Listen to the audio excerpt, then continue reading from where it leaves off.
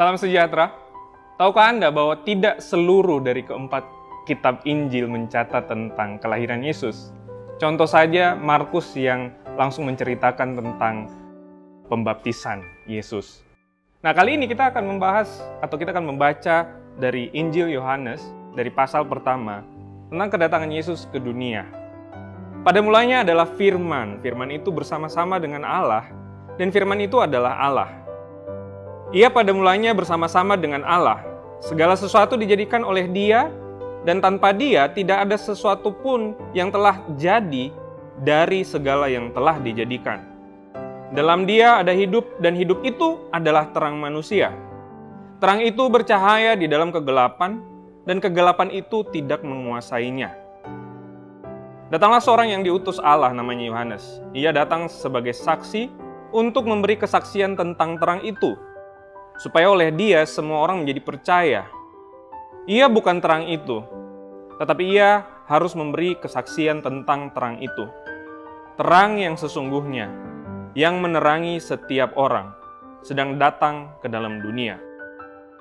Ia telah ada di dalam dunia, dan dunia dijadikan olehnya, tetapi dunia tidak mengenalnya. Ia datang kepada milik kepunyaannya, tetapi orang-orang kepunyaannya itu tidak menerimanya. Tetapi semua orang yang menerimanya diberinya kuasa supaya menjadi anak-anak Allah, yaitu mereka yang percaya dalam namanya. Orang-orang yang diperanakkan bukan dari darah atau dari daging, bukan pula secara jasmani oleh keinginan seorang laki-laki, melainkan dari Allah.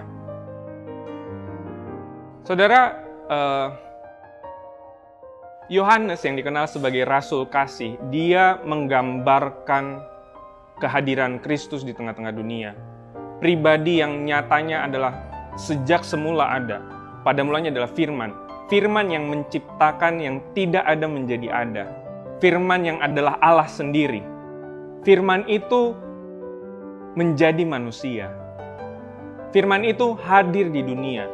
Dan Rasul Kasih, Yohanes, memberi gambaran tentang Yesus sebagai Dia yang adalah sang terang itu, terang yang sesungguhnya.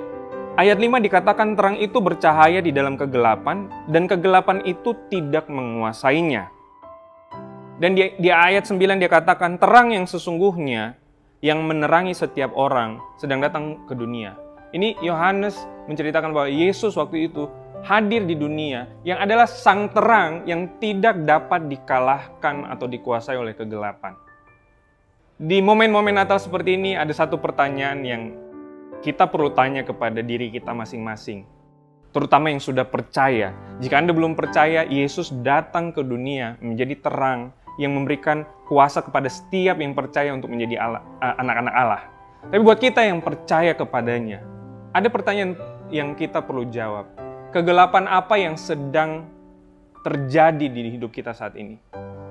Apakah itu di dalam keadaan keluarga kita? Apakah itu di dalam keuangan atau bisnis kita? Atau tentang masa depan kita yang kelihatan gelap, tidak jelas? Terang itu menghalau kegelapan. Terang itu menyinari, bercahaya di dalam kegelapan. Apa kegelapan yang sedang Anda alami? Sehingga mari kita undang kehadiran sang terang, yaitu Kristus, untuk menghalau setiap kegelapan, membuat yang tidak jelas menjadi jelas, dan menunjukkan apa yang menjadi kehendaknya, apa yang menjadi agendanya dalam hidup kita. Mari kita berdoa. Bapa, kami ucap syukur Tuhan, bahwa Engkau adalah sang terang yang tidak dapat dikuasai oleh kegelapan. Engkau adalah terang yang sejati. Engkau terang yang mengalahkan dunia, yang mengalahkan kegelapan. Kami mau mengundang Engkau Tuhan untuk berkarya dengan terang-Mu, menyinari hidup kami saat ini sampai selama-lamanya Tuhan. Supaya kami melihat dengan jelas apa yang perlu kami lihat. Kehendak-Mu, keinginan-Mu, kerinduan-Mu, agenda-Mu dalam hidup kami. Dan kami mau Tuhan saat ini membuka hati kami untuk menerima terang, yaitu diri-Mu sendiri. Ucap syukur Tuhan untuk terang itu yang sudah datang menjadi bagian dari kami.